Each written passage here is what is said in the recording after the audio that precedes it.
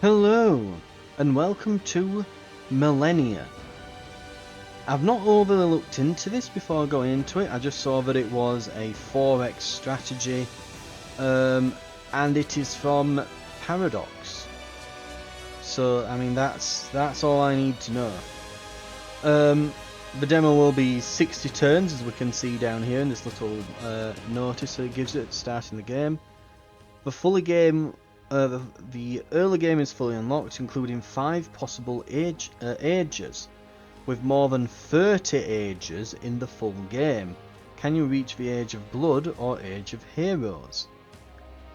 And literally, so this is I think it's a bit of a first for Paradox. This you can play 10,000 years of in-game time. Normally their games span maybe 100 years or two in the best case scenarios.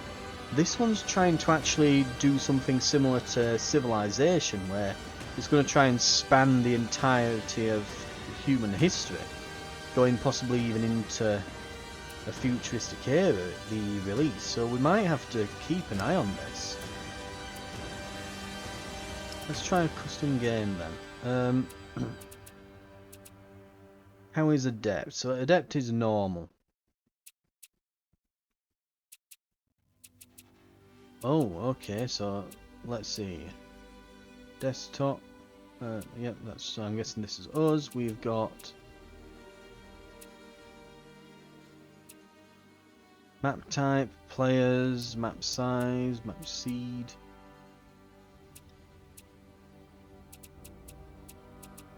Ooh, I'm disappointed. I don't see Britain. Oh, there they are. I couldn't pick them because they'd already been picked. Well, obviously we're going to have the UK. We have to have Rome. Someone's got to play Rome. USA, sure, we've got France. Let's take out Persia and put Germany in. We've got to have the old rivals, haven't we? Right. Unusual icons. I'm looking at this. It's like we get a rose, a white rose. That looks like the flaming Yorkshire emblem or something. That naval units can move further each turn. Oh, we can choose a bonus. Non-combatants plus non-combatant units can move further. Lead units have improved tactic stats. Scouts move further. Reduced cost for Russian production. Settled vassals have higher starting prosperity. Discount on claiming territory. Oh, I would love to put like 3 or 4 of these together in some sort of like build. We'll go with that though for now. Just start a default run-of-the-mill standard game. Nothing crazy.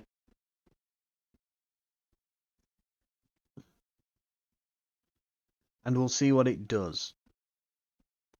Because I'm very curious as to what this is going to do. And hopefully it isn't going to last for too crazy an amount of time. Right. Welcome. These messages will introduce you to the game. Move your camera over key phrases to learn more about them. Ooh, nice. Right. The next button in the bottom right will guide you through the turns. Additional info is available from the Infopedia. Get it through the options menu or pressing F1. Alerts on the right side for reminders and help topics. Okay, terrain. Each has a type of terrain: grass on hills, desert mountains, deep water, and so on. It affects unit movement, how much influence is required to claim it, the type of improvements that can be built there. It gives combat bonuses or penalties. Boom. Your nation generates technology. Knowledge, which is used to gain technology. The more you have, the faster you can research. They unlock new capabilities. Yep, I'm kind of familiar with all this. Each region generates production, which is used to construct buildings, train units from projects at each regional capital. Open the production menu, click on the region and its information. Right, so it opens up here. Formations of people around the map are units. Left click to select them, right click to give them a move or attack order. Some units have special unit actions which appear as buttons above their portraits. Multiple units in the same location become an army moved together. You can select sub-units in an army by clicking the portraits, visible at the bottom of the screen when the army is selected. Also, this is also how you access specific special unit actions. Okay. Units with a flag below them belong to another nation. Right, I've played Civ. I get the general gist. Right, what have we got? So these... Warband. Okay, so we've got some warriors to start off with. And are these maybe some kind of scout or no? Just another set of warriors. Well, we're going to use them like scouts. Lovely. Right. You lot defend.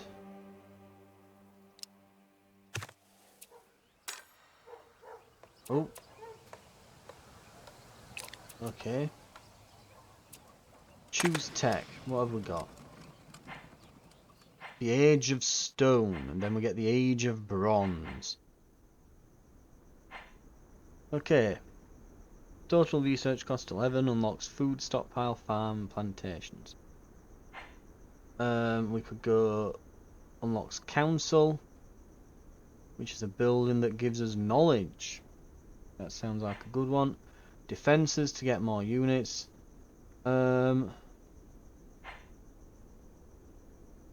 Get archers, spawn archers in your homeland, get warfare XP.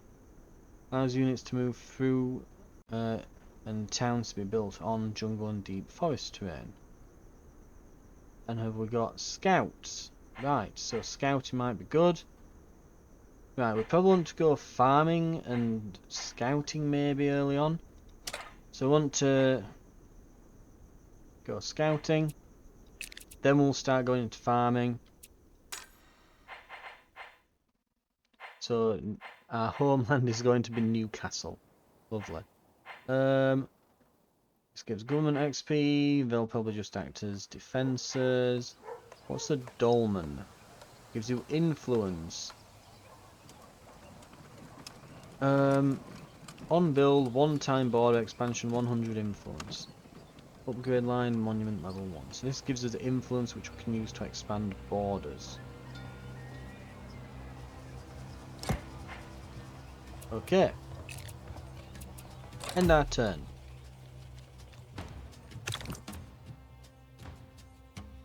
Some locations contain special goods. These are marked these are marked with an icon for the good. When they're in your territory, you can build improvements that gather them. Each gives certain resources for your trouble. If these are valuable, you will want to plan to expand your borders to settle new regions so you can take advantage of certain special goods. Not all goods are visible from the start. Right. Okay.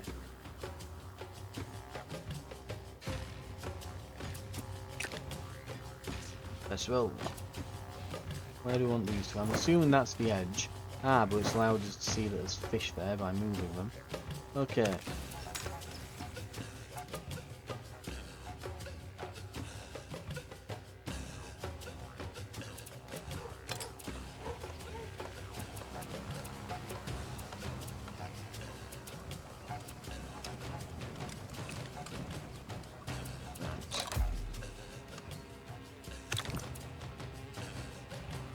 Keep an eye out for landmarks. They're special locations, very tall mountains, dense jungles, majestic canyons. Move a scout to an undiscovered landmark to use the Discover Landmark ability. It gains the unit action will give them a one-time bonus. Landmarks already discovered by other nations cannot be discovered. You can only discover landmarks. Later on you'll be able to mount multi-tone expeditions for great rewards.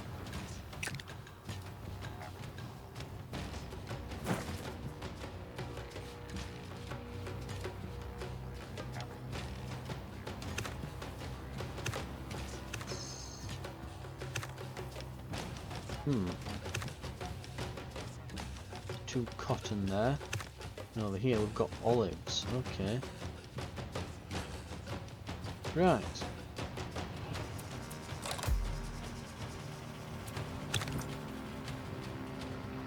Tribal government.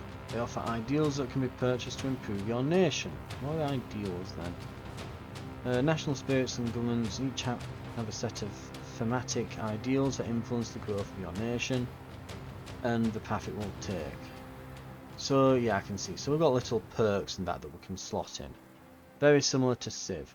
Currently you have enough government domain XP to purchase tribal government ideal, such as tribal farming.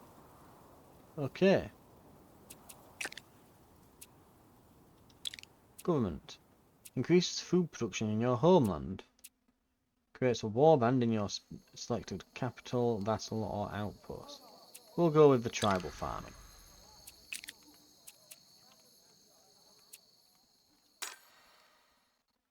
Let's try what we've got here. So up here we have... It will be 6 turns. Apparently until we've built that.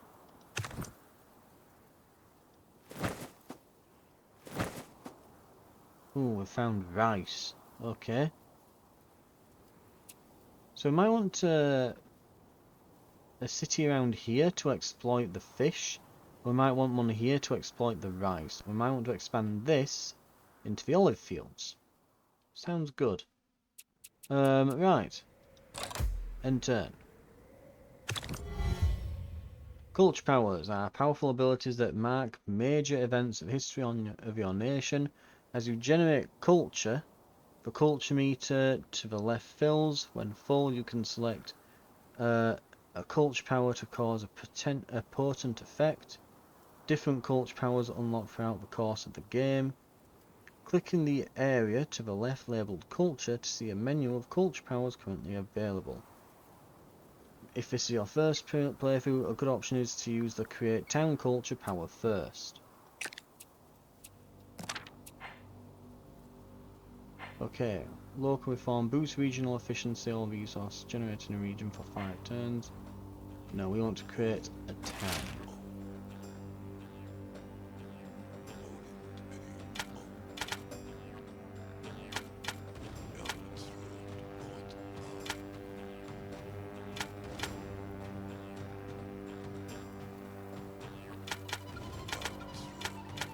So it can't be too far. It has to be on the border.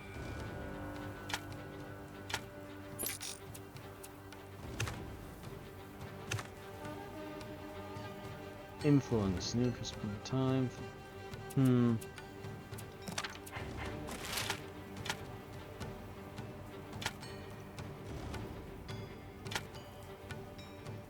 I guess we're getting a town over here then.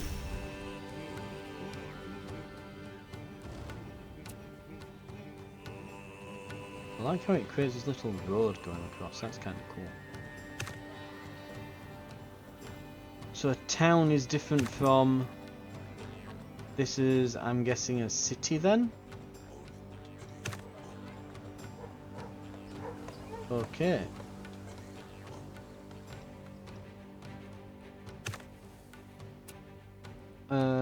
Newcastle upon time. We're getting there with that. Oh god, it's taking so long though.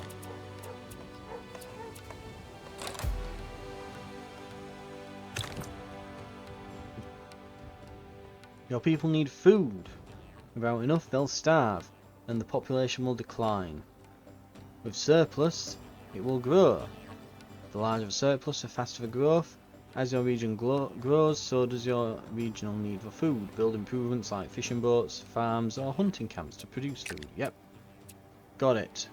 Food good. Me understand. Hello, tribal camp. Found a small camp of nomads. They explain that their leader is very wise and willing to share her knowledge with you. Government XP, sure. Oh, we can buy some of these now. Increase improvement point generation in your homeland. Ooh, if we save to 20.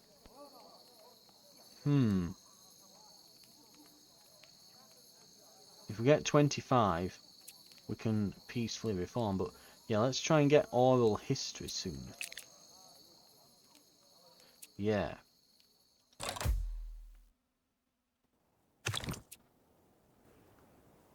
Selecting your armies, right-clicking in their movement range will initiate combat. Start of combat. The combat viewer screen will appear to show and show the fight. Once battle is started, it plays out automatically without commands from the players. Since different unit types act differently in battle, a description of a battle presented here can be used to view how various units in the army perform. So it's like an auto battler. Okay, that's different. Battle markers on the map and battle alerts on the right side screen can be used to review combats that occurred during another nation's turn. The basics of combat are simple, but there is a lot of depth involving the particular unit types that can be used in different army compositions. See the Infopedia for more on building effective armies. Okay. So it's telling me about combat. I've not seen any enemies though. Did one pass by? Oh, we might have found another nation's border, that might be why.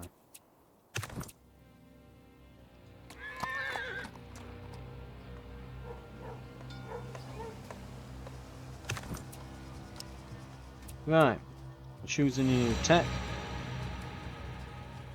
I'll miss the quotes that Civ gives you when you get a new tech. They're quite nice. They need to get Sean Bean to narrate this. Right.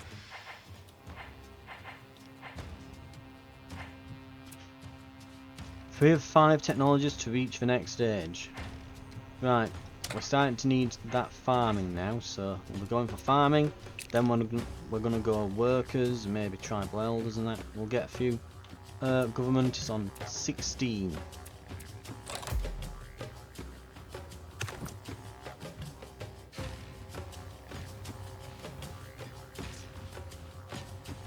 Scrubland.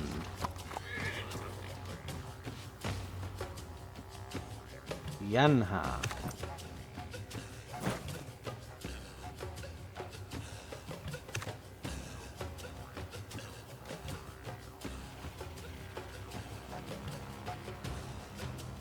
This is a minor nation. It can become a vassal if we send an envoy. Send an army to raise it and plunder their resources. So I need an envoy. And I can't go through this jungle yet until I've researched. I think I need some. Yeah, I think I need research for that to go through jungles. If you accidentally move an army to the wrong location, build an improvement you didn't mean to, or make a similar decision that you regret, look for the undo button. A lot of commands can be undone, but not all. Undo appears when there is an action that can be reversed. Like if I go here, I can undo, for example. Okay.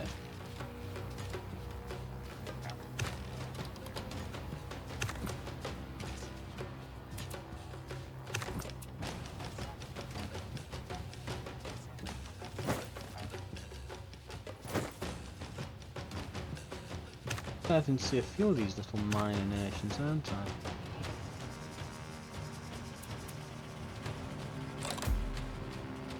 Oh, we expanded. Peterborough leveled up.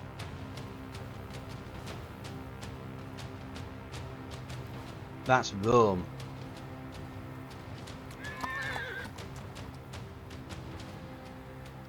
Those barbarians. Barbarians. Ooh. Now these are only scouts, so we want to be careful. They're not like proper combat units that we've sent in here.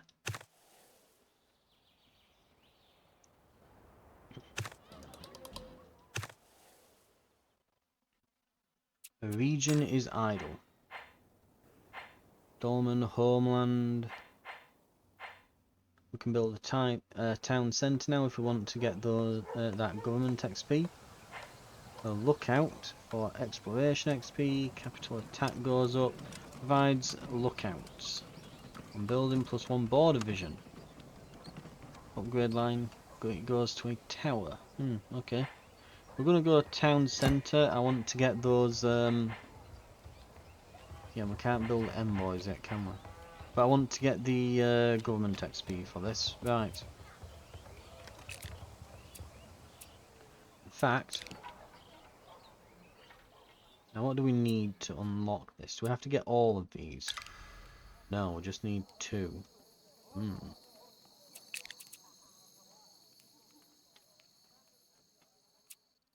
What does exploration give us? Ooh, we can spawn scouts if we get to 20.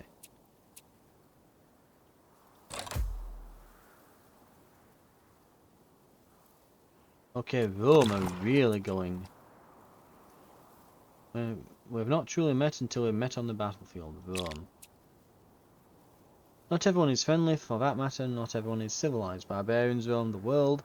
These ruffians might attack your units, raid your territory.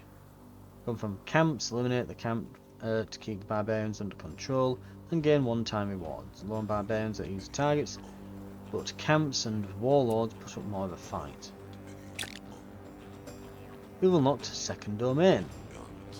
There are 6 domains. You start with the government domain, and the others, and you get the others when you unlock XP. Well, when you first earn XP for them. Click any domain on the left to see the domain powers currently available. As you earn domain XP, you'll be able to spend it on domain powers for unique results. Oh, we're just getting loads of pop-ups here, aren't we? You've encountered another nation. Someone like your own, these grow, settle new vassalized territories and capital regions, and send armies into the world to fight their battles. Once you've met another nation, you will see information about them in the diplomacy panel and be able to target them for diplomatic actions by clicking the flag button in the top right. There are also minor nations. These have only one capital and no national flag. You can send an envoy to a minor nation to convert them into your vassal, or conquer them with your armies if you have the strength. You likely have enough improvement points to build an improvement. Select the improvement points icon in the bottom left to open the improvements menu. If this is your first playthrough, we recommend you select the hunting camp and pick one of the marked locations in your territory to place the improvement. Okay. So that basically, it's like workers or something. Right, different terrains support different types of improvements. Some improvements can only be placed in tiles with special goods. They can also be built by clicking your territory and selecting the improvement from the menu on the bottom right, or by clicking the construction button from the region at the top of the screen. Okay, gotcha. Right, so basically we've got some improvement points. If I now click on this, improvements, gather. Can't quite gather. So we would need a plantation. We're getting 1 improvement per turn. What can we do with this? Can't quite build that either. Right. Forester, or we could go hunting camp. And that'll give us some food. Hunting camps cost 6. Let's go for that then. It recommends it for the first playthrough. We'll trust the tutorial guide.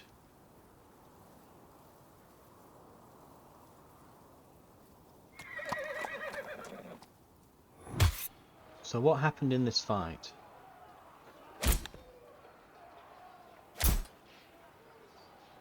I'll admit, it's not the most riveting experience to watch.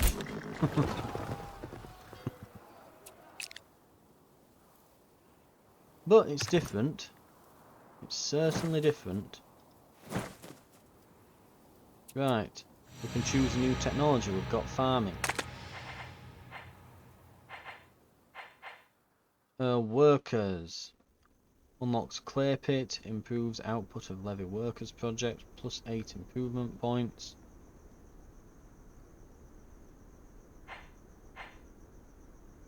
I can go into this to get more knowledge.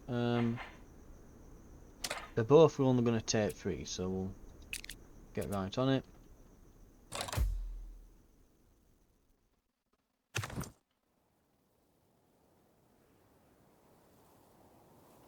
Now, if I get back to friendly territory, will I start healing? I'm guessing that I will.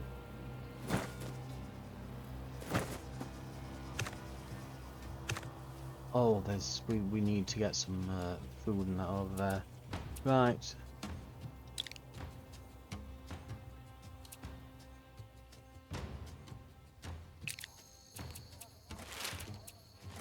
Warfare, volunteers, spawns, warbands. Ooh. Culture, we can soon create towns. Immediately gain knowledge, advancing the currently researched technology. It's less effective each time it's used in a single age. +5 knowledge. Raise army, spawn 2 warbands. Ooh. Right, I'm beginning to get a hang of this. Right.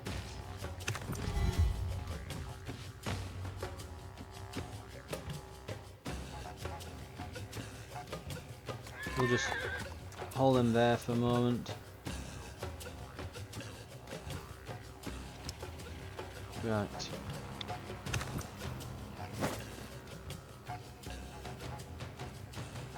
Okay, we have a tribal camp, and we can use a culture power.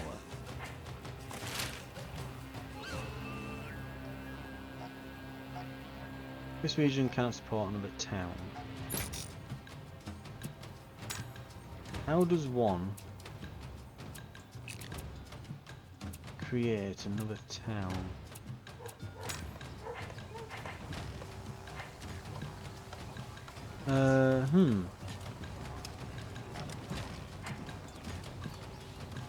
Do archers, dugout canoe, scout cavalry. I don't really know how we create additional cities yet. If it's anything like civilization, we'll probably, yeah, we'll probably just go ahead and create like a settler or something.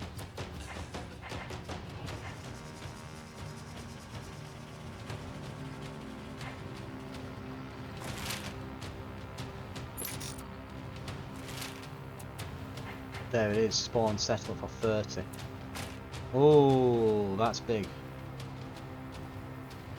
That's big. Okay, so that's how we do it. We need 30 government points. Gotcha.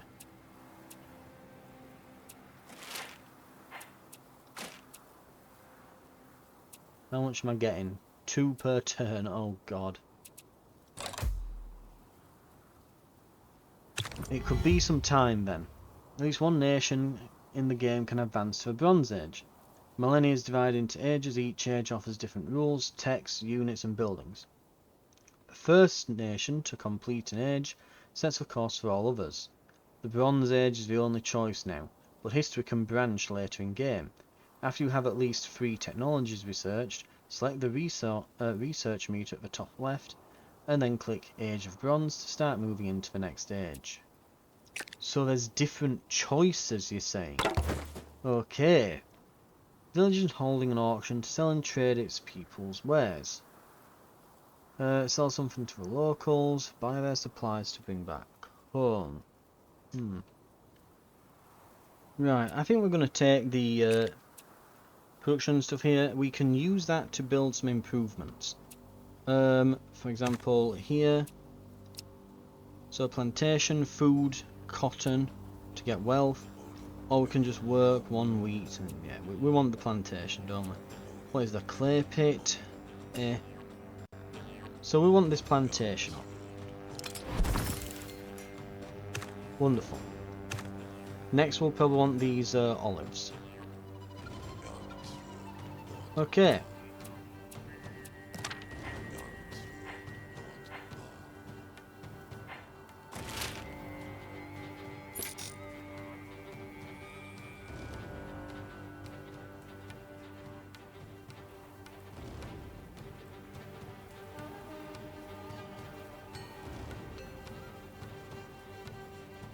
Right.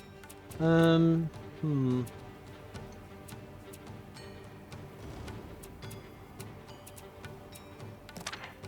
guess.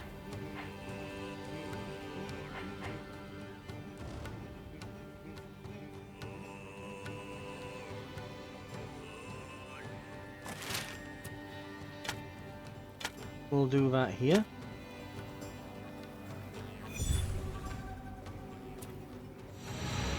And choose another tech.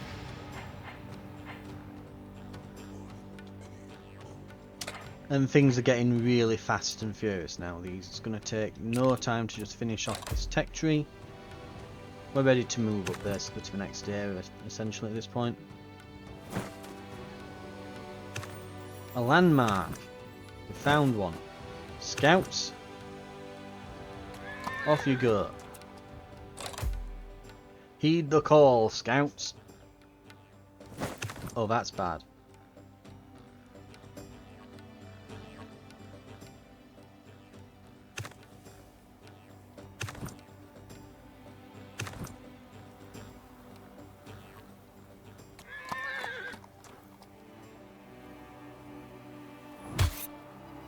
Smash their heads in. Ow. They are wounded.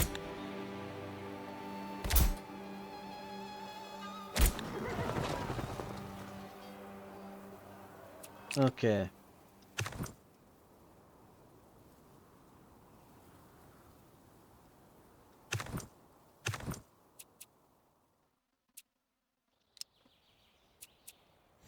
Choose tech.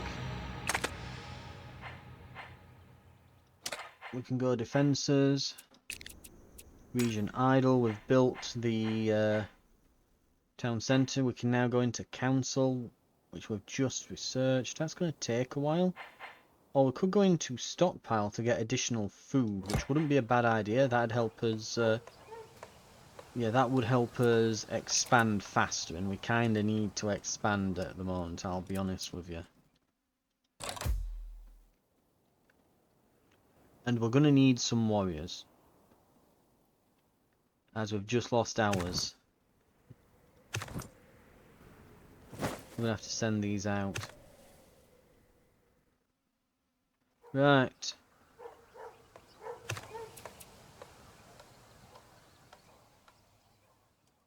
Let's end turn.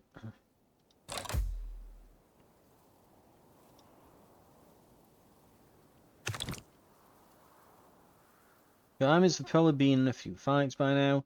They gain experience from combat, gain levels of veterancy. This improves unit stats. As you advance, all the units will be able to upgrade to more modern types using their upgrade to unit action. It's a good idea to upgrade your more experienced units first. After a unit has at least one level of veterancy, it can be promoted to a leader. Leaders provide a bonus to all of the units in any army that they are part of.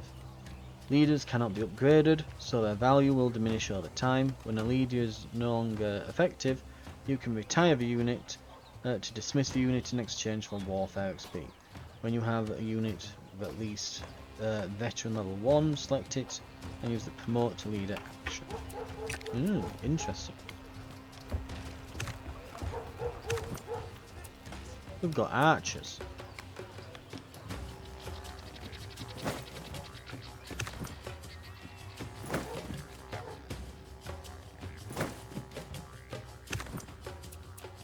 Choose that tech, and I think we know which tech we're going for. New age in 4 turns. The government is nearly ready to spawn a settler. We're going to secure this land over here. And then we're going to build a scout, take that, spawn in settlers, put settlers over here in all this lovely grassland with all this food around it. I didn't mean to do that, but I just, okay, click through, exit it. Didn't click there, clicked there, I'm stern, but whatever, it's fine I guess, so kind of annoying. You're on a hill there though. You have enough government domain XP to make a settler. Select the spawn settler. Target this on your capital. After you create a settler, move it to a space outside your borders and establish a new vassalized territory. It manages. Your territory starts as a vassal that manages itself and sends you small tribute each turn. The integration of the vassal will increase each turn. When complete, you can convert the vassal into a region. Select it to see its progress. Interesting. Okay.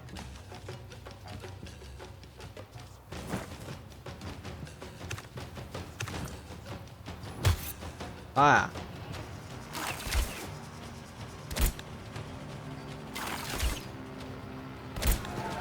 Ah, so they get to retaliate.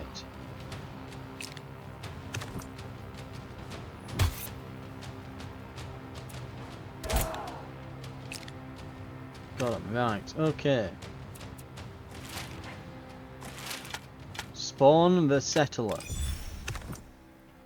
The route is clear. It's going there, right in the middle of all this. Right.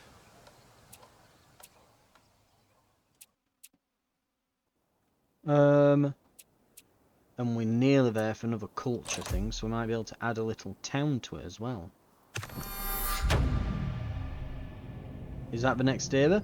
It's looking like a next era to me. United States. What? Age of Bronze. Fairly sure I said United Kingdom. Yeah, we've got... Maybe it's saying that United States has beat me to it by one turn then.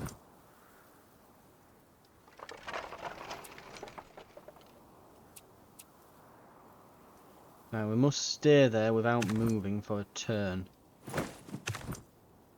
We're going to put all our forces there. Right. Ready. You've entered a new age. You can select your first national spirit. In the domains area on the left is a round mark that indicates you have an open national spirit slot. Click to see a menu of national spirits. Each of these has a set of thematic ideals that can be unlocked using XP from your domains. Influence the growth of your nation. Selecting national spirit provides small bonuses of domain XP and cause you to generate additional points that in that domain each turn. Okay. Age of Bronze unlocks. Bleh. Okay. Let's have a look then. National spirits. Ancient seafarers. So, pioneers in building, sailing and hunting on boats. It's not been picked yet and has a bonus of 10 exploration XP. The bonus reward increases other national spirits of this age. Bonus reward increases as other national spirits of this age are picked by other players. So, right. Gain trainers bonus to units, their borders and resources. Wild hunters. They're proficient at combat and harvesting animal goods, using parts to both feed and improve their nation. So the longer we wait, the higher the reward for picking whatever's left. So it gives you a bonus for being the last one to choose. Okay. If you just kind of go with the flow then. Yeah, right. Raiders. Loot of other nations and territories. They loot other nations' territories with overwhelming forces. Their bands are spawned at each ideal unlock. Raider bands are spawned for each ideal unlock, so like 3 units. Face them on the battlefield, even on defense, their capitals and armies guard better and heal quicker. Right. Grand monuments in honour of the nation's ruler. Masterworks of stone. Costs less for them to work and build with stone. Mound builders. Focus on using unique improvements to support high population regions. That sounds like a good one for me. Olympians. Athletic units, they host the Olympic Games in a show of diplomacy and competition. Each hosted game returns a wide variety of bonuses. That sounds kind of cool. I'm gonna go for the improvement though. I could do with some tile improvements. Right. Oh, but it shows what you can get. Burial mound. That gives you culture. Burial mound gives sanitation. Minus 50% construction cost for farms. Capital +1 region level. 50% food needed per times 50% food needed for population. Reduce cost of expansion into grassland. This sounds very good. I like expansionism. Social fabric ingenuity.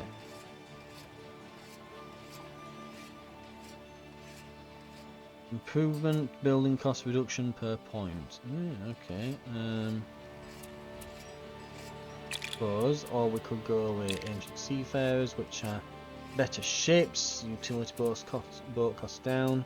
Reduce cost of expansion into water and deep water. Better sights and range on docks. Just improve utility ships again. Shell dry. Okay. We could go. There's naturalists.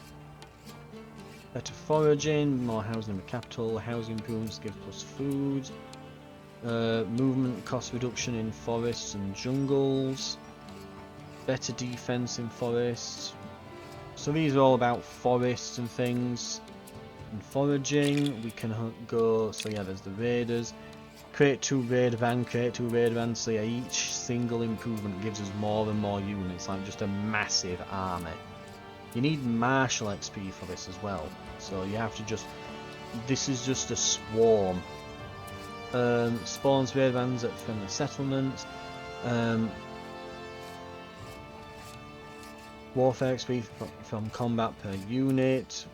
Well, times 0 wealth upkeep cost for raider bands. Wow, so yeah. 100% raise value multiplier, 10 movement for raiders, 1.5 attack versus militia units, plus health gain from victory. Oh my good god. Don't want to be next to the person who has those. Warriors, spawn Spartans, yeah, lower cost for them, better fortifications, better guarding, more XP from guarding, healing engine army and friendly territory.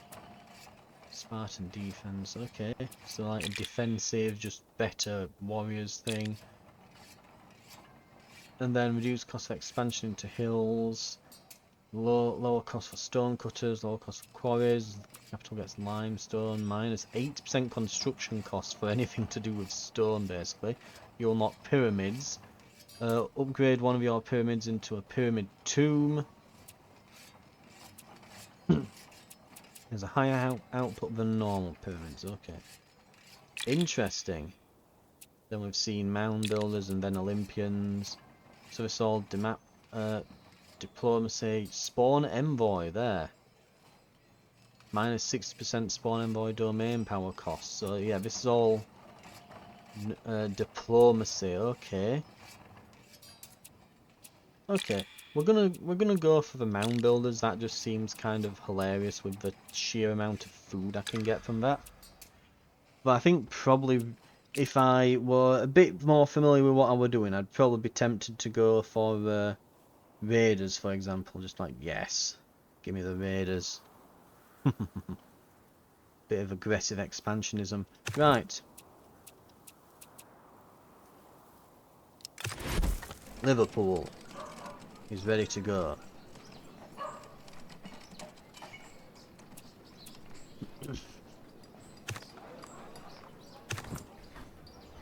Right. Vassal, Liverpool. And we've got down here, so engineering, we're getting 0 per turn, but we've got mound builders now. And if we get enough engineering XP, we'll be able to do buff that up a bit. Right.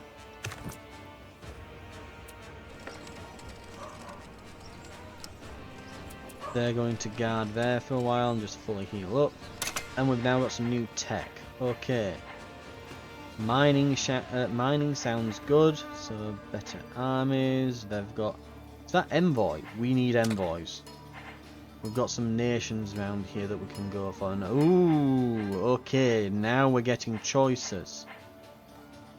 Discovered landmarks is greater or equal to 3. Other nations' units killed in battle. So you could go raider and bring about the Age of Blood. Possible crisis age. Or Age of Iron, which is just for standard. But if we discover landmarks, we can bring about the Age of Heroes. Okay, interesting. Right, bit of a longer set of turns there, but what we're on, turn 23, we're nearly halfway through, so we'll probably be done by about another hour or so into this, maybe. Use a cultural power. Increased innovation gained per turn.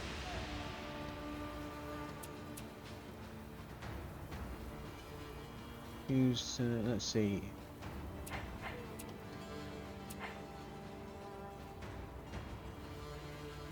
Innovation gain. What's innovation? It's how much accumulated innovation.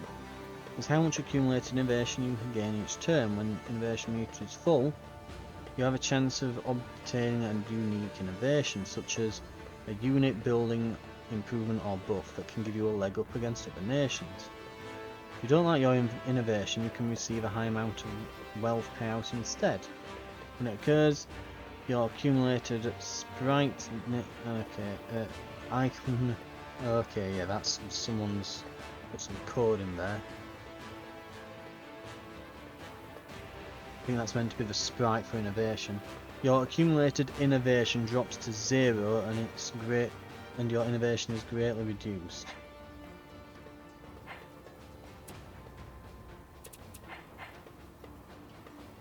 Absorb outpost. Converts an outpost bordering your region into a level 2 town. Damn.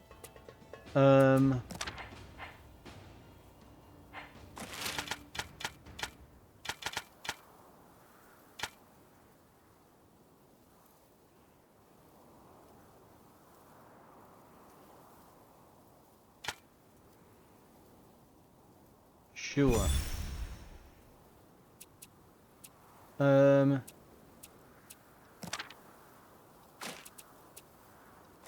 Engineering. Public improvements. Gain 10 improvement points. So we could do that. Or we can expand town to increase its level. Rebuild a ruined town. We're going to need some engineering levels. We really need to get some of those. Right.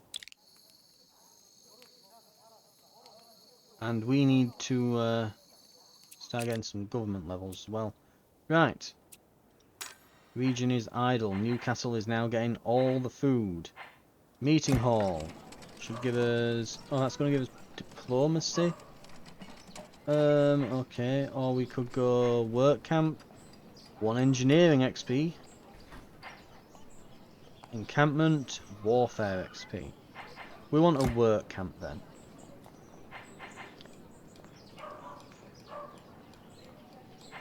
Actually, I want scout cavalry before anything else. Right. Go. Go, go, go. Crisis age. From the age of bronze, it's possible to move into a crisis age.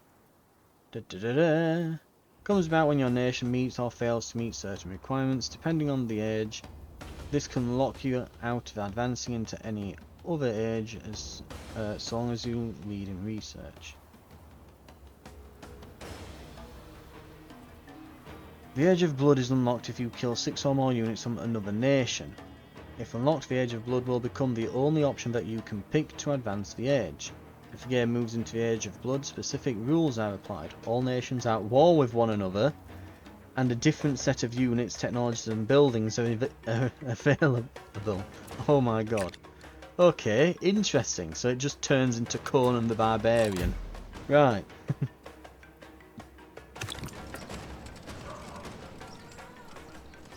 Along with the first crisis, the Age of Bronze also presents your first variant, the Age of Heroes. It provides a different set of content and gameplay, inspired by ancient heroes, quests and tech. It's unlocked and available for research if your scouts discover 3 or more landmarks. Standard path moves through history into the Iron Age, but variants like the Age of Heroes allow you to take history in a different direction.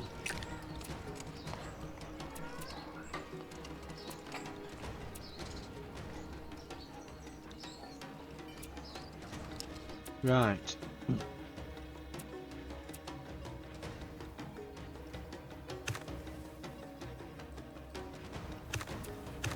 Now we can't do anything at the moment.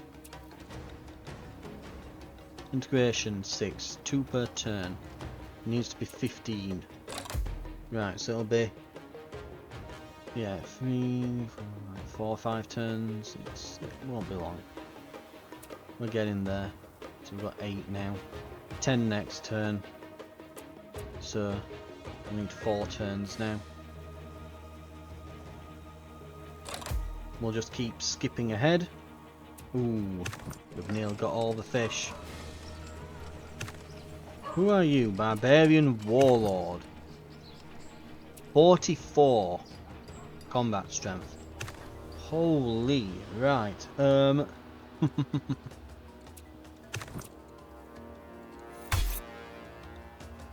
Shoot him down. Wow, he absolutely smacks. Ugh.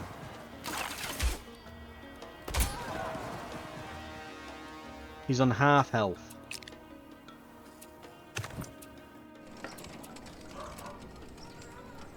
We'll keep our... We'll move our scout up with them, just to help. Should they be attacked? We're going to start on that work camp though now. Don't you come near my stuff, you git. Okay, did he attack the city? Ah, so when he attacks a city, we get like militia units that come out. So it's not like, say, Civ, where you've only got the units that are in there.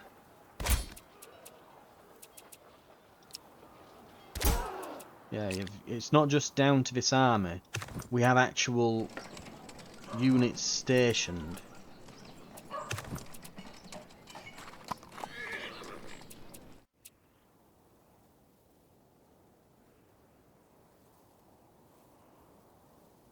Okay, they need to heal up.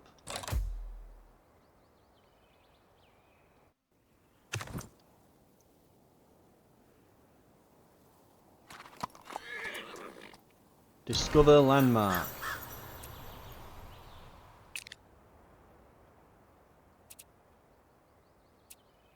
Right.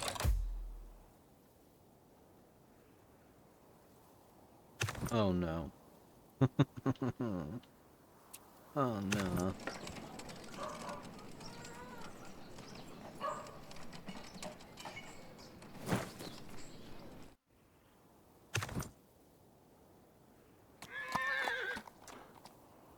There's definitely a camp up here somewhere.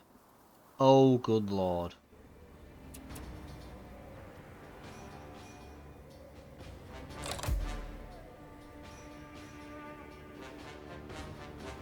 Oh, we've got an envoy there. Unrest is growing in a region. Large regions of higher populations cause unrest if you do not counter it with suppression. Nice smiley face there. You must suppress them. Happy face. At higher levels, this will cause rioting and spawn enemy rebels. The easiest way to deal with it is to leave a few military units in a restless capital city to maintain order. Guard units are especially good for suppressing regional unrest. Goods chain. Goods that you gather with one improvement can be used by others to produce more valuable commodities. Wheat gathered by a farm produces food. If you build a mill, it can be converted into flour, worth even more food. Some goods chains offer flexibility. Logs can provide more production. If they're turned into planks at a sawmill, the same logs can be sent to a paper maker to produce paper for wealth. Or that paper could be sent to a printing press to make books and so on. See improvements and goods in your region. Click the name above your region's capitals and select workers. We might worry about that sometime later. Did he just kill himself?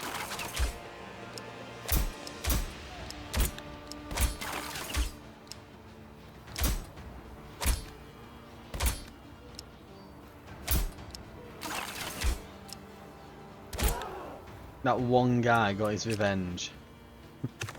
Right, good. I don't need to see that, I get the general gist of... Did I not lose? Ah, they're archers, I understand.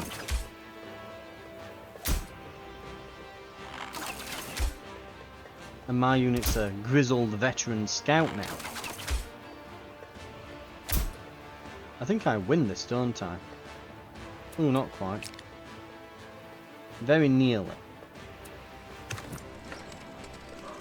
Envoy! You must travel to Yanha.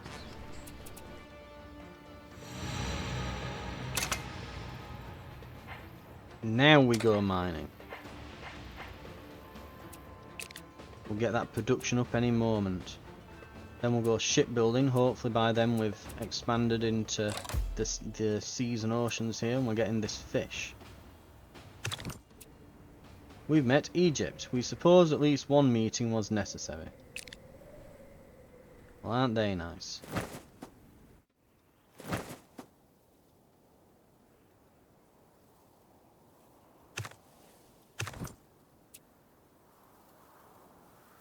Open negotiations. Use this envoy inside another nation's region to open negotiations and gain access to a region.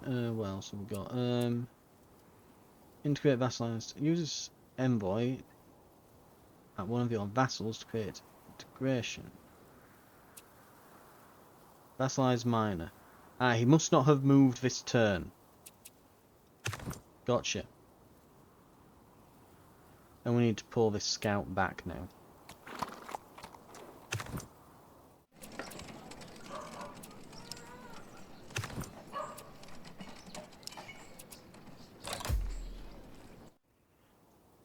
Right, where are we turns wise? Turn 33, we're over halfway. We'll vassalize the minor nation. Yanha is ours. And it's beginning to integrate. Right, Newcastle, Liverpool, this will be... Leeds.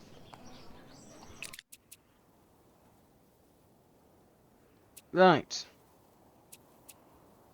End turn.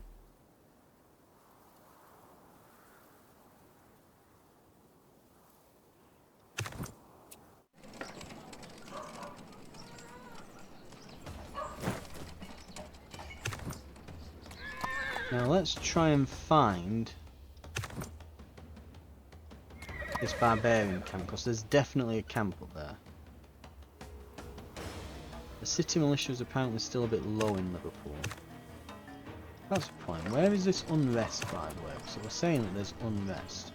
Oh, we've got one. We've got literally 1 point of unrest. No, not one. As population grows, the needs of it expand. You now have a region that needs both food and housing. To meet this new need, build improvements that provide housing, such as dwellings. Each need has a satisfaction level. The average satisfaction of all needs in a region determines how quickly the population of that region grows or shrinks.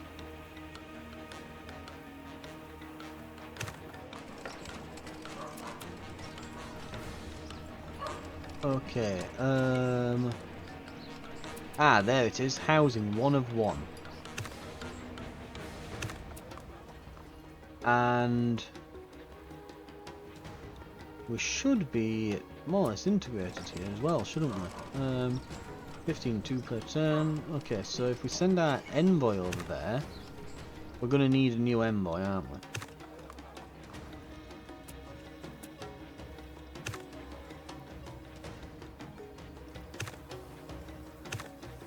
Right. So over here.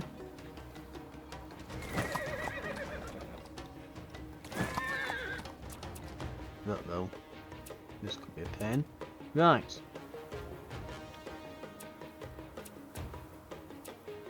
Ooh, we can rush for a culture thing for 60 gold. Government. Oh, we've been sitting on that for a while. Right. Tribal.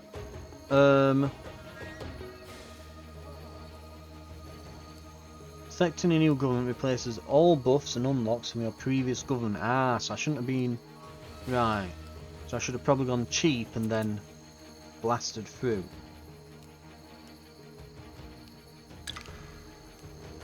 Ready for peaceful revolution. Okay, so do I now get to peacefully revolutionize? Revolutionize or something, maybe? Yes, no, possibly. We can get monument builders now. We can unlock the burial mounds.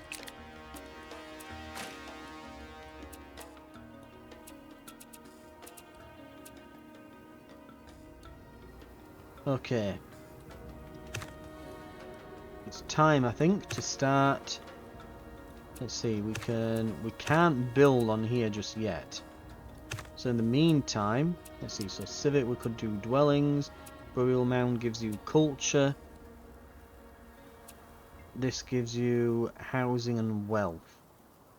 Wealth when it's worked. Oh yeah, we can gather and we'll probably want the plantation to work the one olives. Yeah. So that's an obvious one.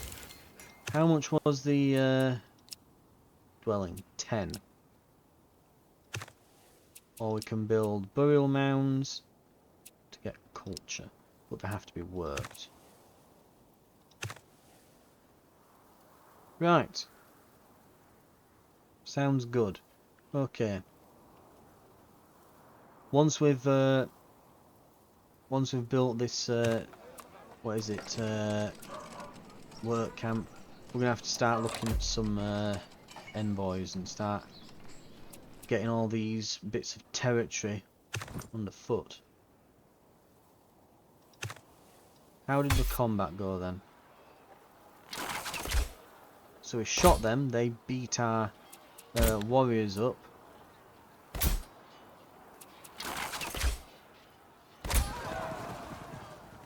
They broke, and then we shot them. I don't need to see it again. There we go. Click, and we need to try and get back to friendly territory to heal. Okay.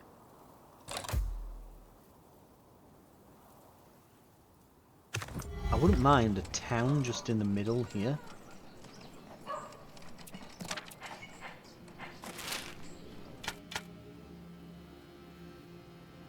If we wait for this to expand one more, we can build a town just there. In the meantime, what have we got? Absorb outpost? That's not an outpost, is it? No. No, that's town. Okay, Eureka, cutting edge. Advanced innovation.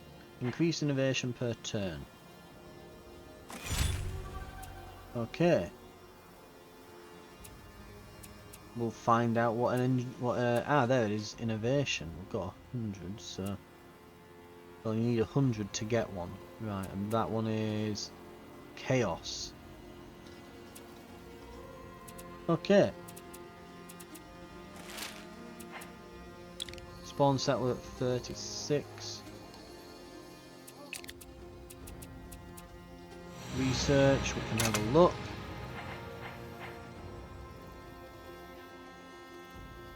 So, where do we get new government types from, I wonder? Press, there's weavers, bats.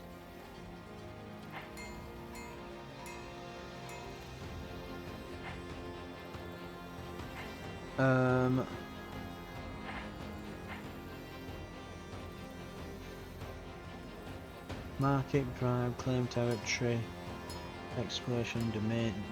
Oh, ooh, that could be good.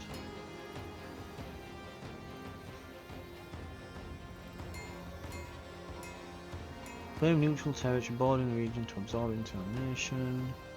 Market building, envoy. Where do we get a new increased speed of expanding into water tiles? Okay, I don't see any new government types. But right now we could use some new soldier types to just beat back the barbarians, so I wouldn't mind going into discipline. We'll save for a settler then with government, because we're going to lose the benefits that we pour into it when we change. Okay, warfare. We can get volunteers to spawn a warband.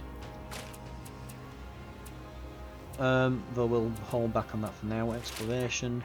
To claim territory it needs 30, so if we want to start claiming this, we're going to need 30. Right, innovation gain is now change per turn 20. Okay, so that's gonna. Hang on, who's this? Pioneer. Non-combatant, skilled builder and architect who can stake claim to land by constructing an outpost.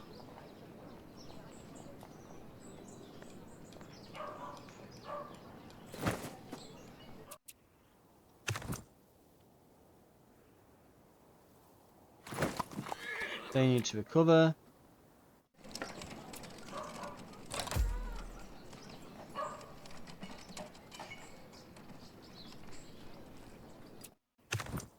Right.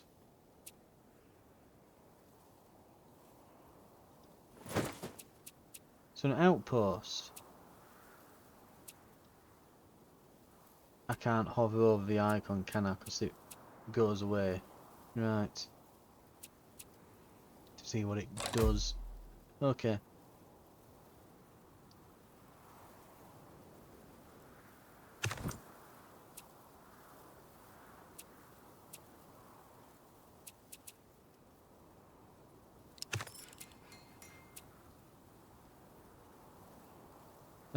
Change linked region.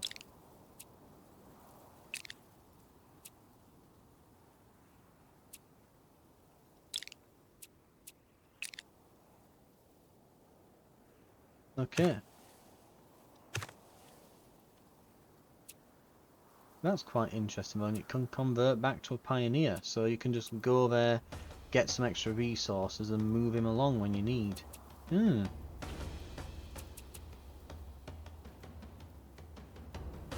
What else have we got then? So engineering is now getting +1 per turn, that's pretty good. That innovation's going up, we'll get to see what one is soon.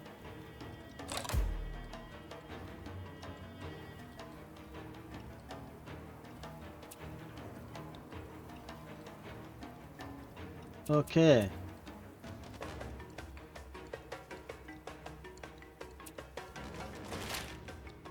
We can spawn a settler.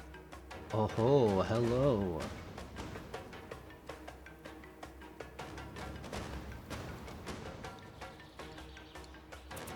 Thing is, we probably don't need a settler. What we actually need is a town that's slightly further away from Leeds.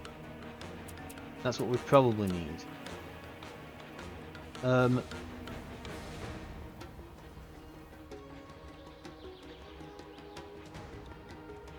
Then we could maybe put a new city up here. There's a lot of resources just there.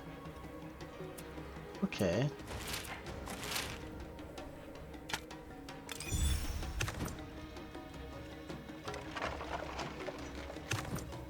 Let's try that then. Oh good god. Why?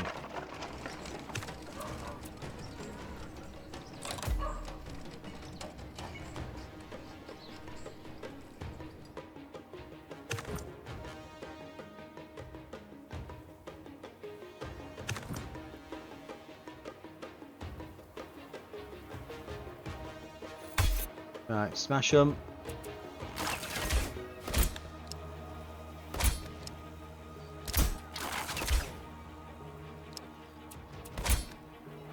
I don't know what's hitting us. They're dead, right? Just punching nothing, but okay.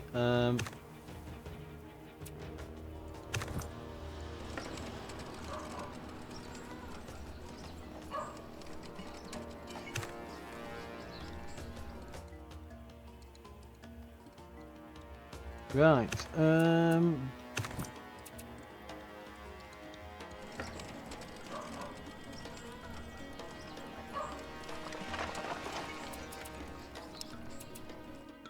and turn.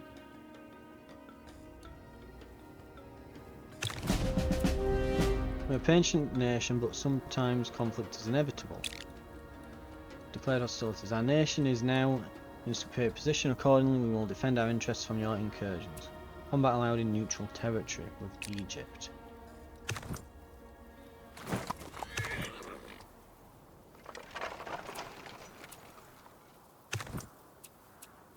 Let's just move one of our units over.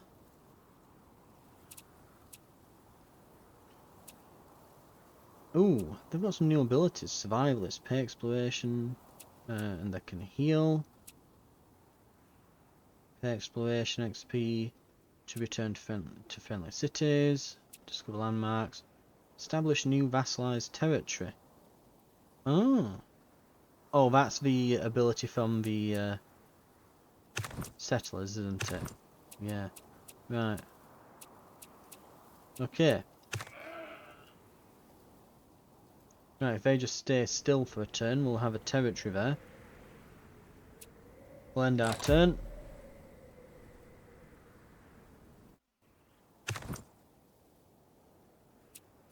So how...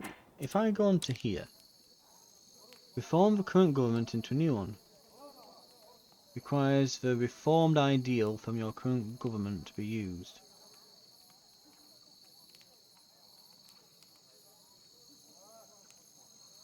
No idea.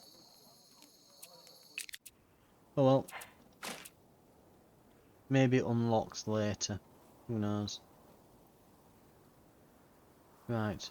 We're also starting to mass these improvement things again, so let's see if we can...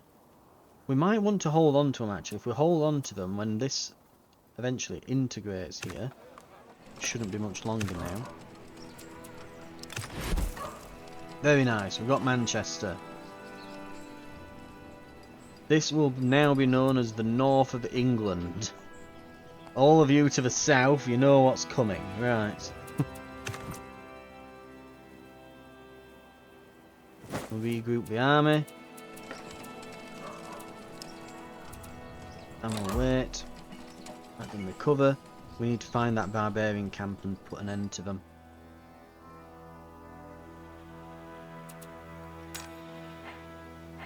An idle region. Right, now we need an envoy.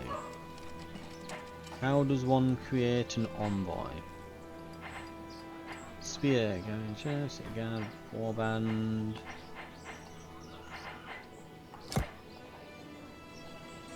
Meeting hall. Maybe? It gives you diplomacy. Knowledge. The council building. I don't see envoy here. Do I have to spawn them in?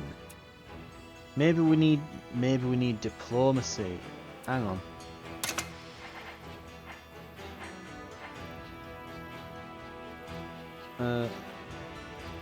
Spawns envoy at your homeland. Then territory, market. Use on a barbarian army to disband them.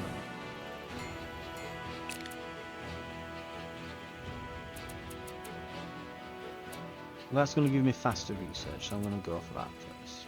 Right. These had something, didn't they? The scouts have an ability now. Oh no, it was the... yeah, that was the settler ability to settle new territory. So where do we get... Do I only get so many envoys as we progress through all this? Burial mound, culture, willing to get housing. They've still got plenty of housing, that's good. Stonework, stone cutter. They give you engineering XP. Okay.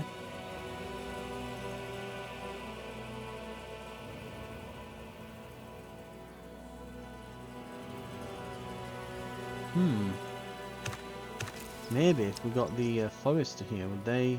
They give logs, not engineering XP. If we just click mine. Tunnels and caves excavated. Yes, that gives you. So gather mining. Gives engineering XP. Exploration XP. Food. Gather from quarry, okay.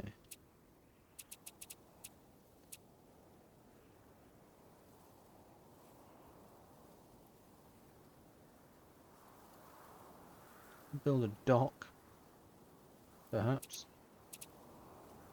Clear pits,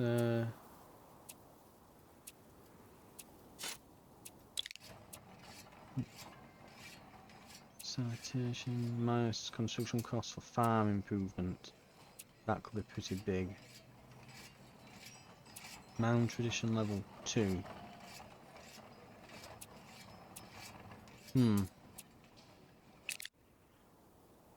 Yeah, we need to figure out how to get a bit more engineering XP, and oh my god, that's about to go. How do I spend innovation? Filling the meter, when it's full, you have a growing likelihood of receiving a positive innovation effect. Also, there's a 60% chance now, is there? Come on, innovation. Come on, innovation. What have we got? It's 80% chance now.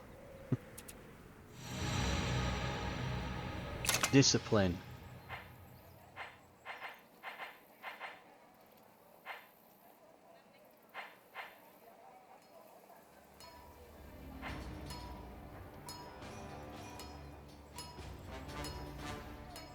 Right.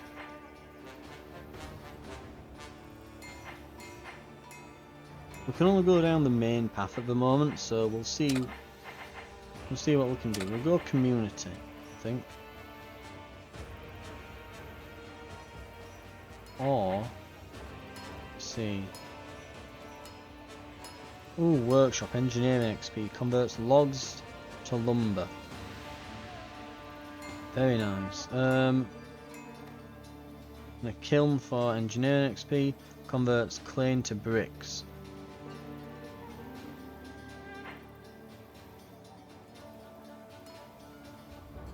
So we could go, yeah, community, and we want the kiln, and we want the where is it, workshop, well, saw pit, and then we want to build a clay pit and a forester in Newcastle, and that should give us a big old bonus, right?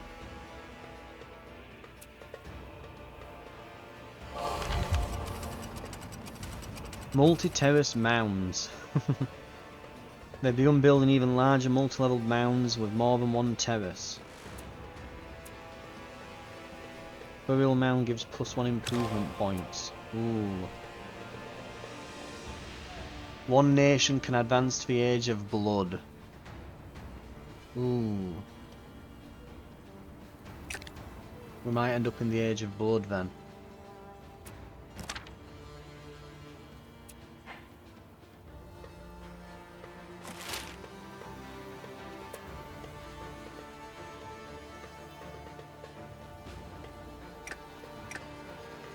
So that region can't support another town.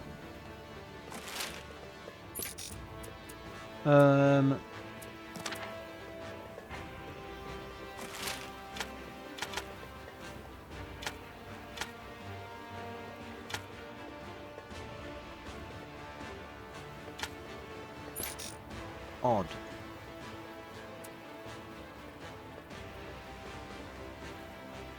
Can I expand territory?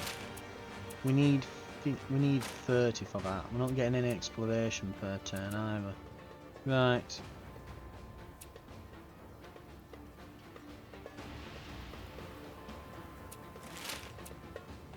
Reinforcements. Restores some of an army's health and morale.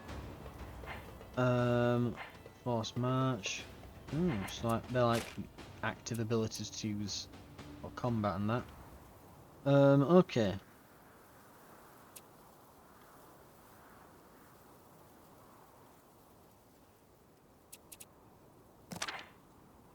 Huh.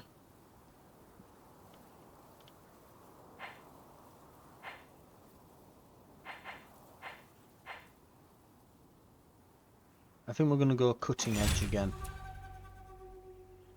Right. We're running out of turn time actually. It won't be long now until we're at the end. Upgrade to Spearman. Yep.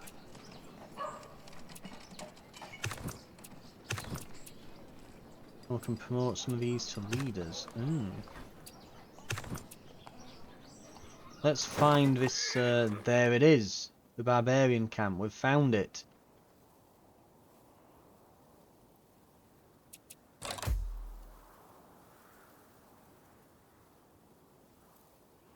Damn Romans. We've met India. We're pleased to meet our people. We expect good things to come from this relationship. Oh, so they're the good guys.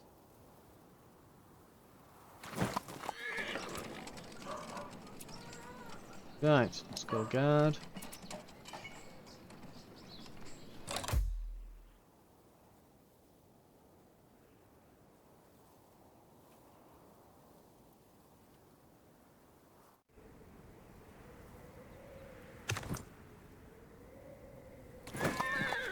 Will actually help Egypt out here, though mostly just because I want to get some combat XP in here. Shot him. Tall mountain. It's not exactly a mountain, it's just a mound. It's... but okay. You have enough engineering domain XP to create a pioneer. They come out of your region and use it to construct outposts. They're valuable for supporting armies far from home. They spawn roads, making movement faster, and damage units have a bonus of, to healing when resting here.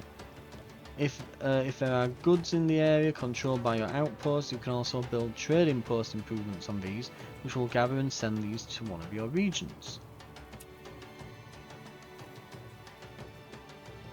Okay. So establish as a presence or collect resources far from home. Deploying it, cause it to claim any unclaimed tiles, and build roads to nearby settlements. Special goods tiles can be collected by building trade posts, and on top of that, selecting which region to send the goods to. When an outpost has served its purpose, it can be packed up and reverted to a pioneer.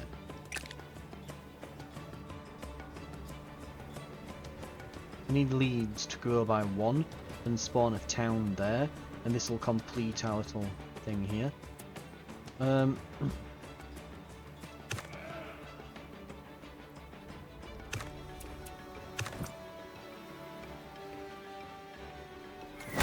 Hey, Egypt. I'd like some combat XP. Sucks to be you. Send an envoy. Need to figure out how to just make those. I'm guessing that it probably doesn't allow you to just create them, does it? Right, we can go belief if we want now.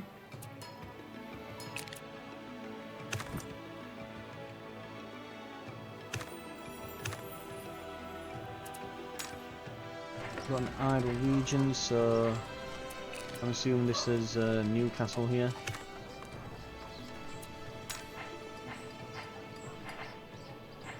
So we could do crane to get improvement points, but we were wanting... do we have to have the logging camp and the clay pit first, I'm guessing. We might have to have. Right, in that case...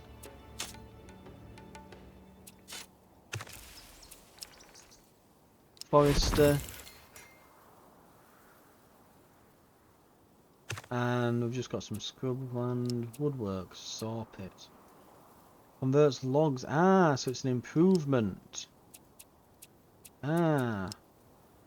There's a kiln there. Okay. So yeah, this should produce a crane. Shouldn't it really?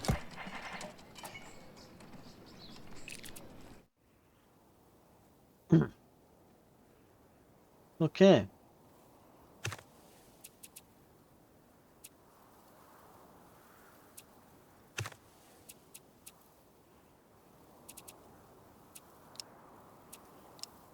So we could do with... Where would a clay pit go? Does it have to be grassland? Yeah, it looks like it does. So we could put a clay pit there, a kiln over here somewhere, and a sawmill somewhere. Sounds good. We need a lot of improvement points though. How much do we need to get our next mound builders thing? Could do reduced construction costs for farms, that could be a good idea.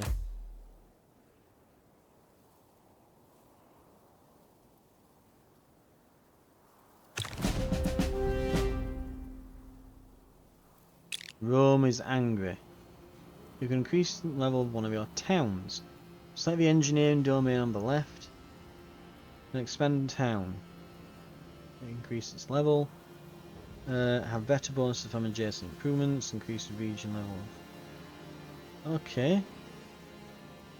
And you can assign specialization at the bottom. Right.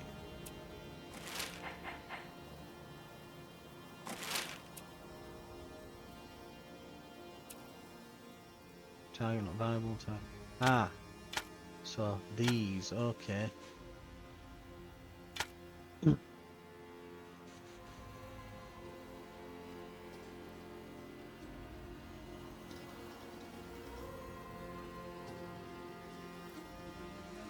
That's if I want that. We can convert engineering into improvement points. So we've got a forester. We want a saw pit.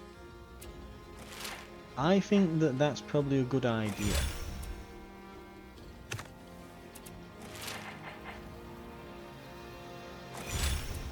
And it gets more costly each time, okay.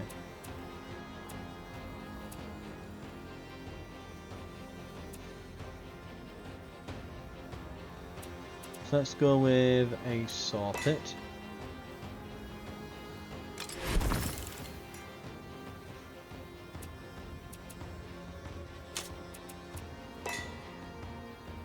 And a clay pit.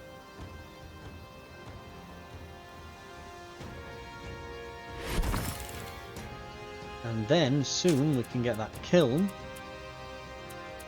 Soonish. Getting 2 per turn.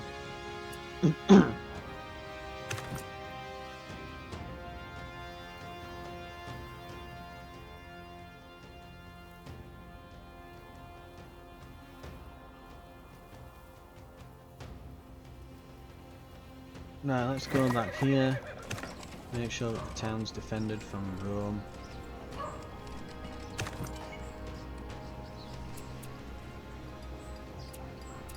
Right.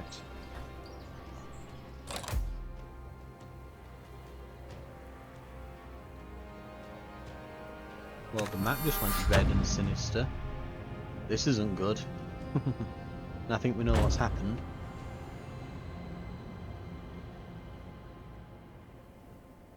The Age of Blood. Everyone is at war. Unrest from war is disabled and chaos gained from conquering regions is reduced by 50%. Military units have reduced upkeep. Earn warfare XP by killing non-barbarians. New governments have been unlocked. So we've got a new government, have we? How does one get a new government? That is the question.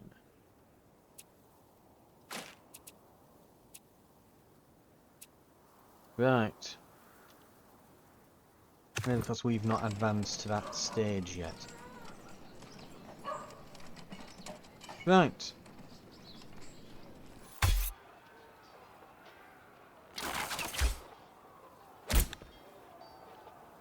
Their melee units are pretty nasty. That armoured group, so yeah. That warband though seems to be pretty pathetic. They're just killing themselves on us. I find it funny though how our scout is now actually decent in combat.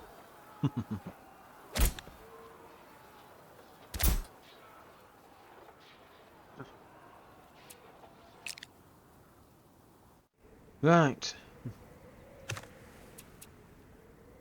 Okay.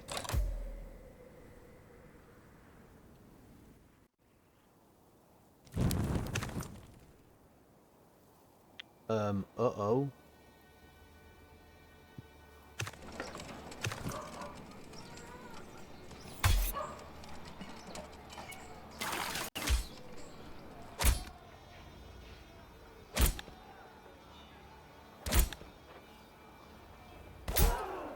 Got him.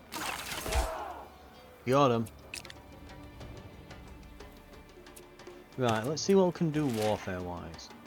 Restores arms, health and morale, volunteers. Okay, let's spawn some spearmen. Here.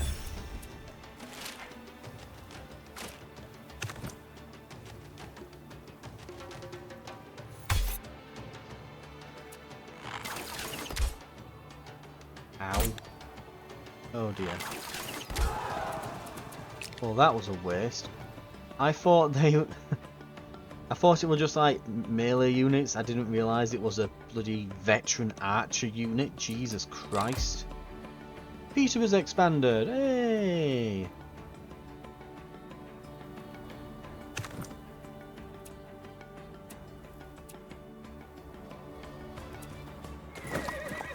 Right, we'll start heading back. Choose a tech. I'm guessing... Oh, we've nearly got everything. We're right near the end. Let's just go for Age of Blood. Why not? We might just see it before the end. See what it gives us.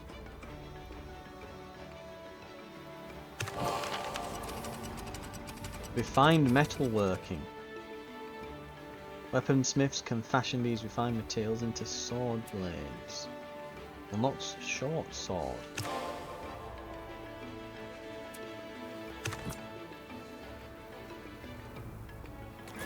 Kill them! Fight!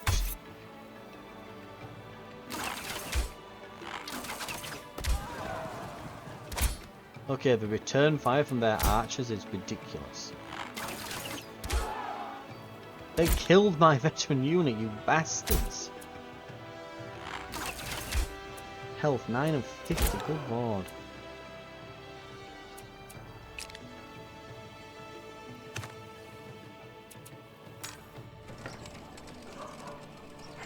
Temple would give us culture and knowledge. But we need to replace some units now. The short sword unit. Ah. Let's have one of those.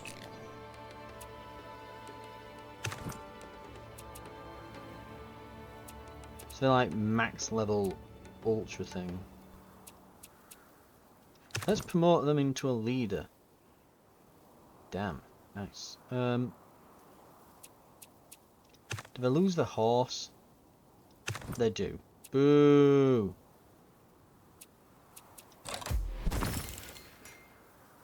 But they'll be like a max rank leader now. Won't they?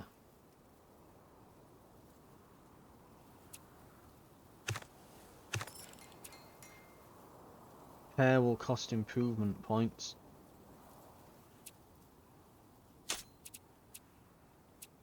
So we've got the clay pit. We need the kiln, don't we now? Where is the kiln?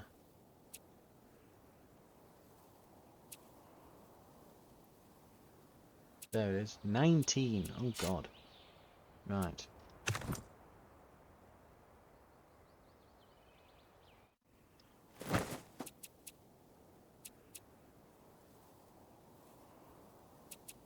Right.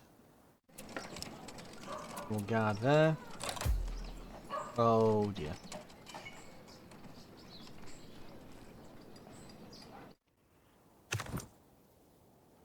There's a lot of barbarians about suddenly, isn't there? Siege.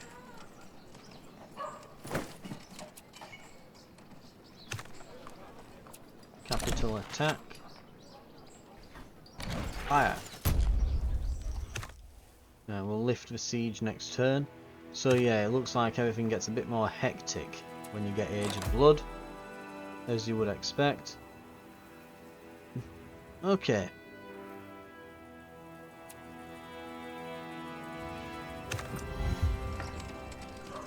Someone tried to fight these?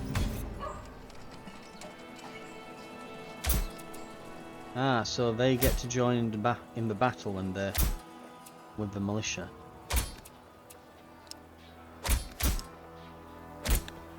Ah, so he went straight for the sword, didn't he? But we do a hell of a lot of damage to him with them. Yeah, and then he gets finished off by the militia units. And they attacked Liverpool and just basically died, right.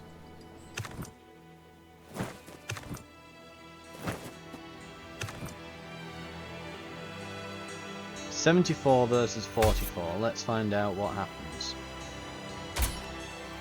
So this is a warlord, right? So he's got no units with him, so this shouldn't be too bad. I'm guessing when these start getting units and forming little barbarian armies, this can get a little bit out of hand, I'm guessing.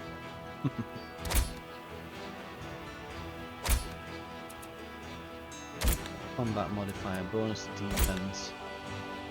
Combat modifier, plus times for attack versus unit type line.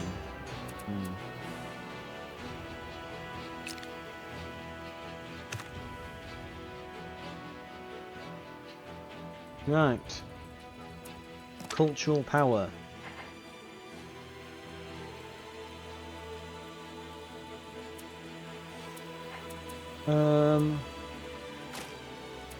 If we go on engineering, can we expand? No. Oh well.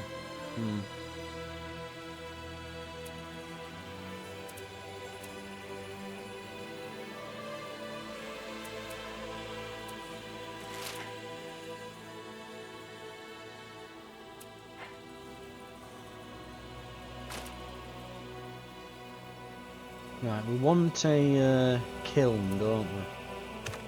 So, oh, professional, we can get vats now, okay.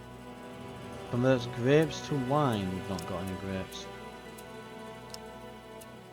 Dwelling, hunting camp, kiln. Boom. So if I go on here now, so hunting camp, clay pit to kiln, hunting camp, yeah, there's forester to saw pit. 1 logs. Converts 3 into production. So we need... Converts 1 clay into 1 bricks. But a saw pit requires 3 logs. And the forester provides 1 log.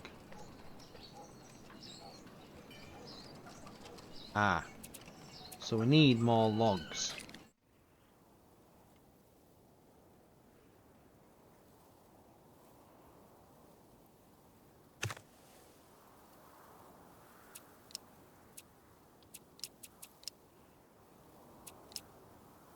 Where could we place? Right, so we've got to be mindful of how much you require on each one then in future. Right.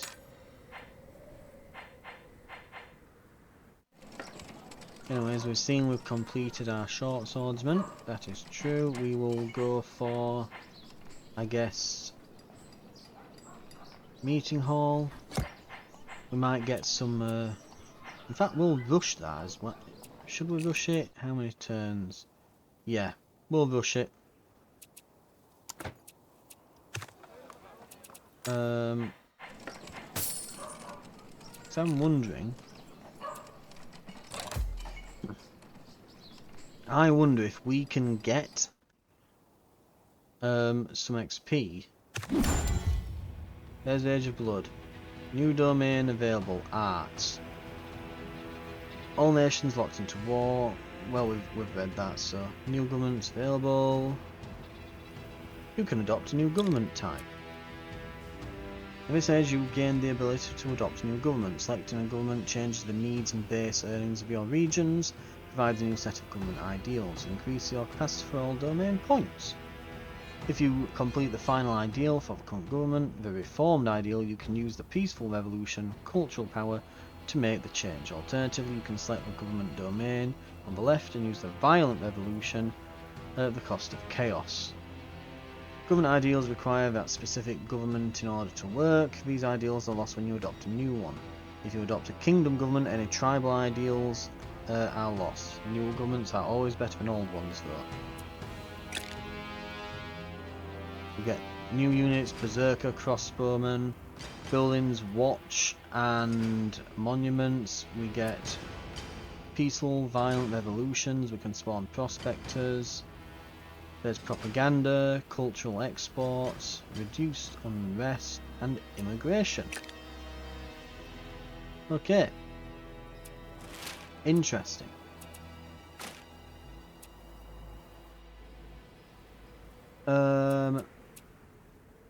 Violent revolution is ready to go. Peaceful revolution. Oops.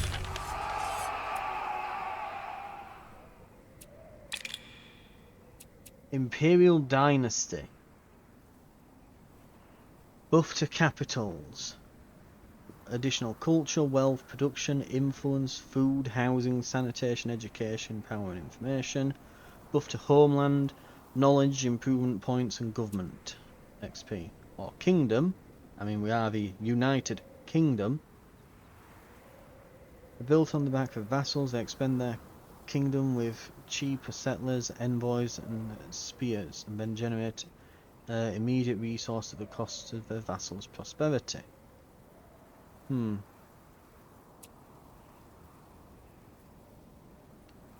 Gains over nation from the palace. They'll build up that region into a shining example. Early on in the game, that probably makes more sense. So, construct palace domain power, increase domain XP to 200, to 200 max. Increase improvement points max to 200. Not that we'll ever get anywhere near there. Farm improvements provide additional food, get additional housing. We can get additional sanitation from trash improvements. Palace increases region level. The palace increases production, and it increases knowledge. And it's based on population. Government is ready for peaceful revolution. I mean, that's pretty good, because bonuses to farms. That's very tempting, because we can get cheap farms. Cheaper settlers, though.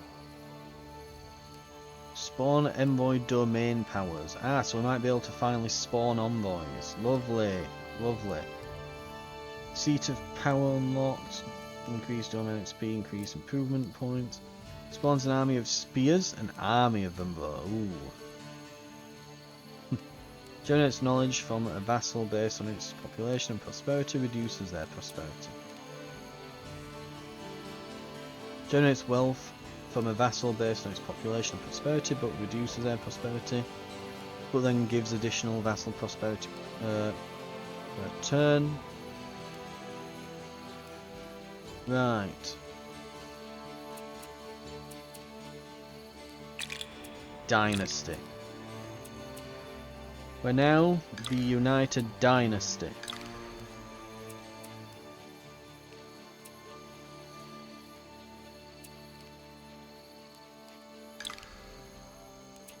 And we'll soon be able to get another bonus for it. Lovely. Okay.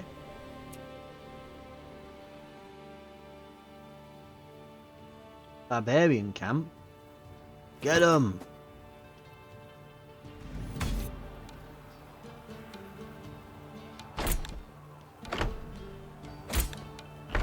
Ah, so we can't... Right, we have to smash the walls down first then.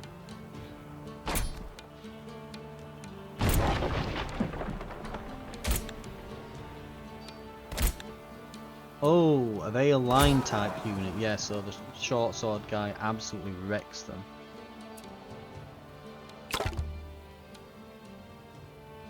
Natural deposits. The barbarians have settled atop a land rich with ore. Their settlement is the only thing in the way of gathering these deposits. Destroy them, leave no trace of their village.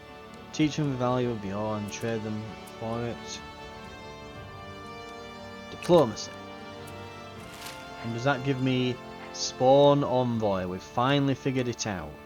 We can also integrate, use our friendly vassalized territory to boost integration progress. Spawn merchant. Use it to increase vassals' prosperity. Bribe. An army to expand them. Right. We can nearly integrate people. How much are we getting per turn? 1. Wonderful.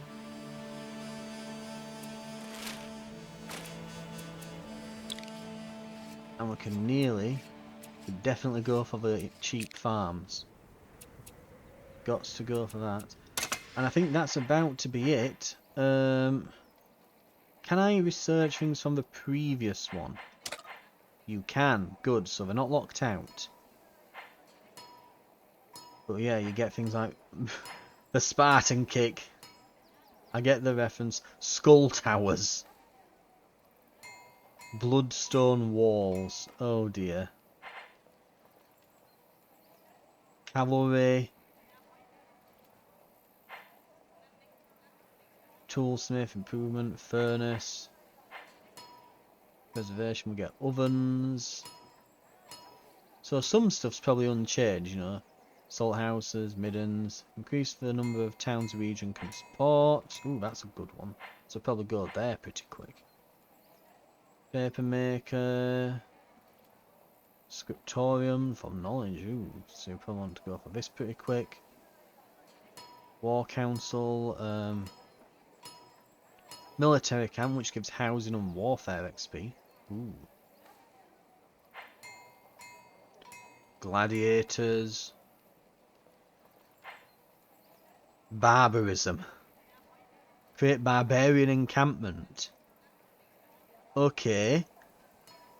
Convert a barbarian unit to fight for your nation. Creates a warlord. Okay, that's very interesting.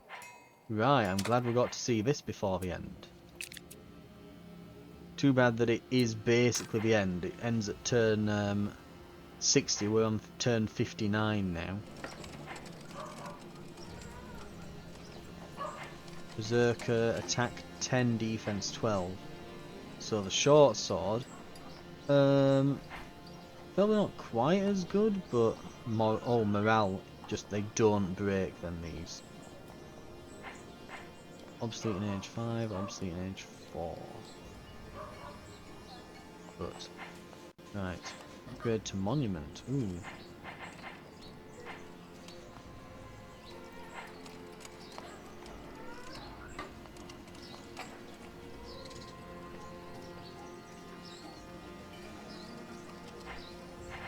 Probably want some walls finally.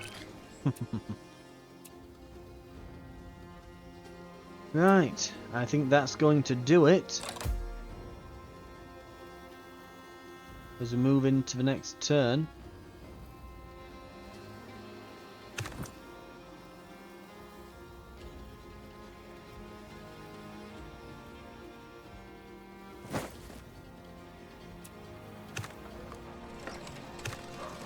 Right.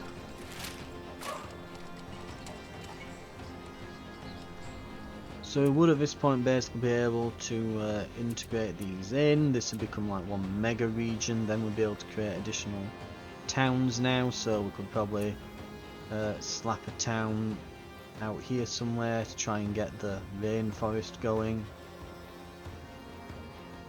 Oh, there's a barbarian camp up there now. Right, so looks like more camps spawn. And oh god, is that one there too? Yep, I'm beginning to understand what Age of Blood does. Right. Anyway, here we go.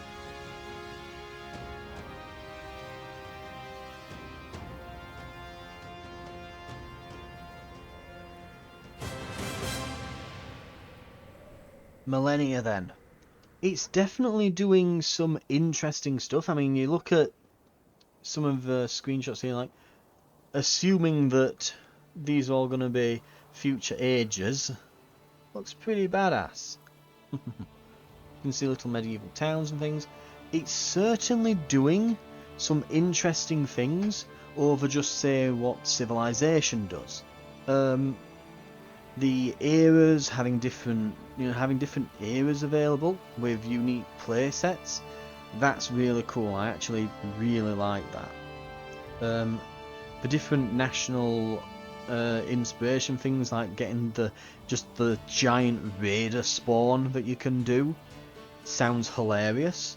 So it sounds like there's a lot of cool stuff you can do with that.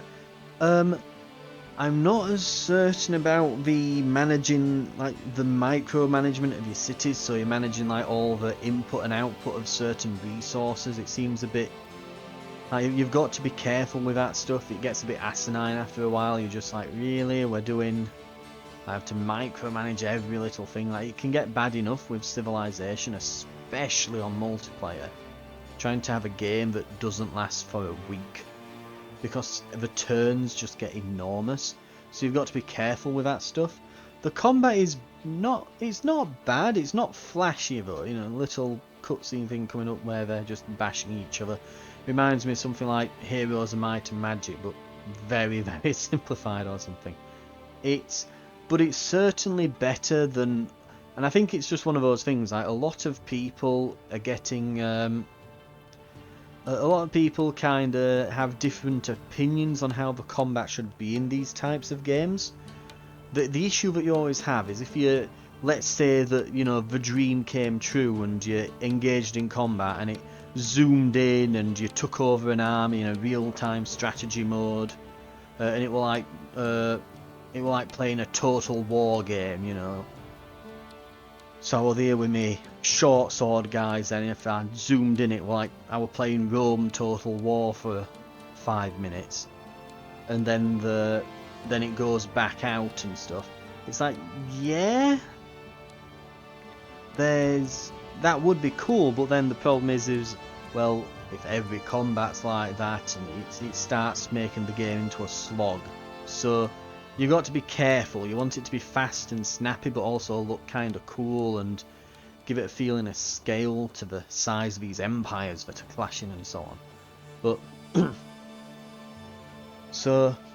but that said, it does the job. I'm not blown away by the combat. It seems to just be, it's different but not necessarily better.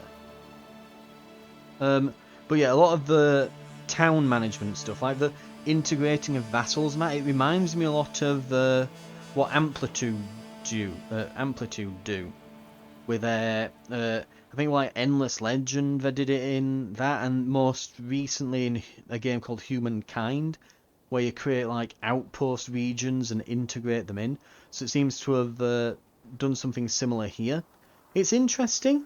It's an interesting way of doing it, but you just find, like with this, where I've just been trying to figure out how to integrate those in for turn after turn. It's like, well, oh, you don't get envoys till later, so you're just waiting around before you can stitch all of this stuff together. So it's kind of hindering my early game expansion, but it might be intentional. It might be a balancing thing that they've done there.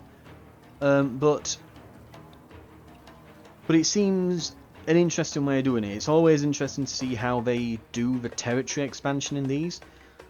Like this, for example, so you get cities and then towns, but the cities don't start as part of your nation, which I find weird. I think they should just start as part of your nation. The towns are an interesting idea. I like the outposts, they're cool. I love the fact that it just generates roads. Civilization's probably got the best system for that, where it just basically, essentially, if you build a merchant, a trader or something, they just spawn roads as they travel. That's an interesting way of doing it. And it's probably my favourite, to be fair, because it's quite natural and you don't really have to do anything. The roads will just generate as they go by. But it also does it in a natural, dynamic way. But yeah, overall though, an interesting one. Like I said, I think probably the most interesting things they're doing are those domain powers on the left. So, you know, you get really good at diplomacy, for example, and you can just spawn envoys for days. You become really good at exploration, and you can just actually, I don't. What exploration? Oh yeah, let you expand territory. You can claim unmarked territory. So you know, you get good at exploration. You just get loads of territory and that sort of thing. There's definitely some cool stuff you could do with that.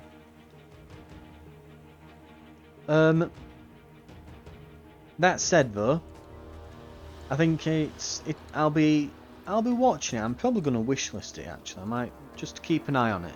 We'll see how it goes. And